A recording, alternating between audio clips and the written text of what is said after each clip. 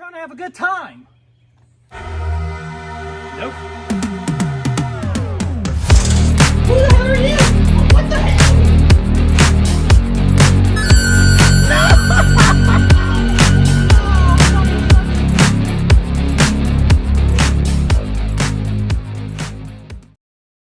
What's going on, guys and gals, and welcome to Good Real Hunting. We have the good reels, you don't have to. It's your boy Brad, the Brett Man's right over there. Today we're talking about Infinity Pool, which just dropped, coming from Brandon Cronenberg. Quick plot synopsis. This is about a couple that goes to a resort out of the country. The dude, aka Alexander Skarsgard, gets arrested for a pretty heinous crime. He ends up going to freaking jail for a capital offense. He gets sentenced to death, and the government's like, "Hey, listen, man, you give us a quick fee, we'll just clone your ass and we'll kill that version of you." And that's pretty much how the movie, starts. That's how it gets going. That's the whole freaking world that we're built up here. And then it makes us ask these questions about living in a world, in a society where there's no consequences for your actions and things like that. It gets wild, Birdie, man. It's the next Cronenberg adventure. I dug it. I don't know how you felt about it, man. It looks like you were sad.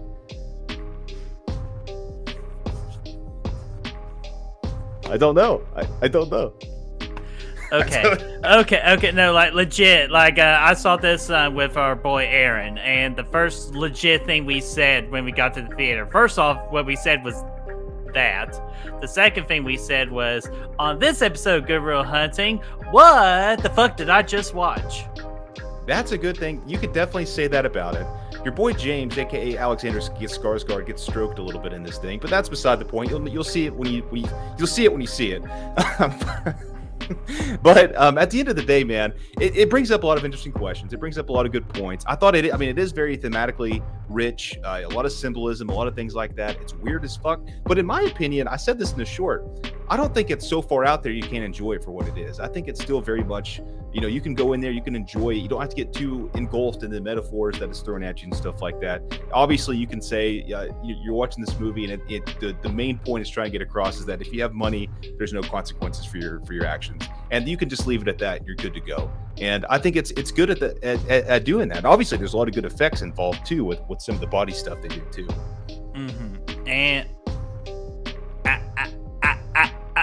no, okay, I'll be serious now. I did learn something with this movie. I'm not a Cronenberg fan, so I'm not gonna do as much like hating like on this particular movie because it doesn't deserve that. Like I could just tell like someone like Brad will enjoy this movie. So if you got like the same mindset as Brad, definitely go see it. But to me, this movie is just too weird for me. I can handle weird, but I can't handle like that level of weird for me. And there's this one particular scene you will know when you know, my friend. And Brad already knows what I know. Yeah. Are you talking about the stroke scene, or are you talking about the second No, time? no, I wish I was talking about that one. I'm talking about the one in the middle act. But we're not spoiling anything. So, but yes. Yes, I do it click. This movie's trippy, dude. It's trippy as a mofo. And I watched this movie on shrooms. This is the second time. I won't tell you who, when, why, or where, or what, but this is the second time in a year we've seen a grown-ass man getting breastfed in a movie.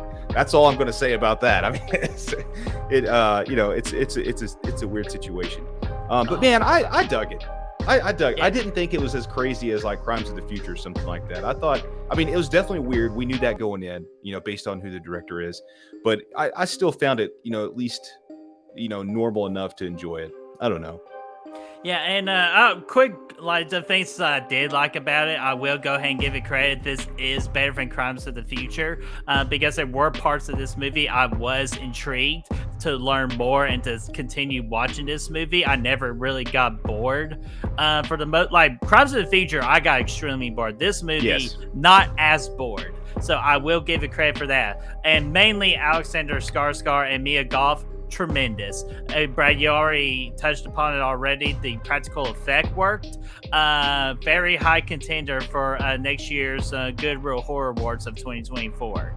I will go ahead because I was really impressed with the practical effect work. So again, for me, it's not for me. So I'm not going to spend a lot of time hating it like you shouldn't watch that because I don't think that'd be a fair opinion. If you're a Cronenberg fan, you're definitely going to like this movie. Yeah, and I think what you said is very valid. I think it's definitely out there, but it was still interesting enough throughout. It wasn't like Crimes of the Future where I just did not give a fuck. I actually gave it, I got home and I started looking into, what the meaning behind this movie. I tried to find as many articles as I could, and it's really interesting. I actually kind of got into it. But I got some Lost Boy vibes in there. I got some things like that, some kind of old school kind of like near dark vibes in there a couple times too. So I liked it for that. But yeah, at the end of the day, man, the story is kind of about a man who's trying to find himself. So the main character, Alexander Skarsgard, he comes across kind of almost empty throughout the movie. So at that point, it does have you kind of have that same issue where you don't really care that much about any of the characters, but it's still a little bit more interesting than some of these other movies that get like this, Oh, dude, absolutely. And if anything else, Mia Goth is the main reason you want to watch this movie. And I'm telling you, Mia Goth freaking performs another memorable character, another memorable performance. So if you just love Mia Goth, she's well worthy enough to watch this movie and to sit through this 2-hour movie. Yeah, she was outstanding, man. Some of the best work. And she's done a lot of great things, man. And this is right up there near the top. I still say Pearl's better with her, in my opinion. But I think so. I think so too. But this is close, man. This is a completely different role, and she freaking again nails it, man. But yeah, man. In short, that's it, man. I think y'all should check it out. Yeah, absolutely. So Brad, let's go ahead and rate this bad boy. What would you give it? I'm gonna give it a 4 out of 5. Alrighty. I'm not, again, this ain't my type of movie, so I hate to be one of those people like, I'm just giving it a 1. So I'm going to give it some more points just because I don't want to feel too guilty about it.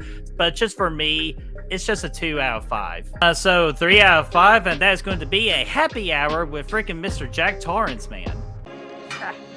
Looks as though you might have got a spot of it on yourself there, Jeevesy, old boy. That doesn't matter, sir. You're the important one. Hey, man. That's a perfect way to describe this movie. Probably having the same kind of night Jack did at the Overlook that one night. Oh my gosh, dude. Absolutely. And of course, we want to ask you guys, what are y'all thinking about Infinity Pool? Or if you have not seen it yet, are you intrigued to watch Infinity Pool? Let us know all of that in the comment section down below, and let's get that discussion rolling. And if you want to help us find the good reels, you can find our socials right down below, as well as that Patreon link. Those are right down there in the description. Absolutely. Until then, man, I'm just gonna freaking take a bath, some red liquid and all that, get all cozy, and I'll freaking just see you for the next one. Peace out. We don't need a lot of cloned ass Berts running around, dude. Oh, hell no.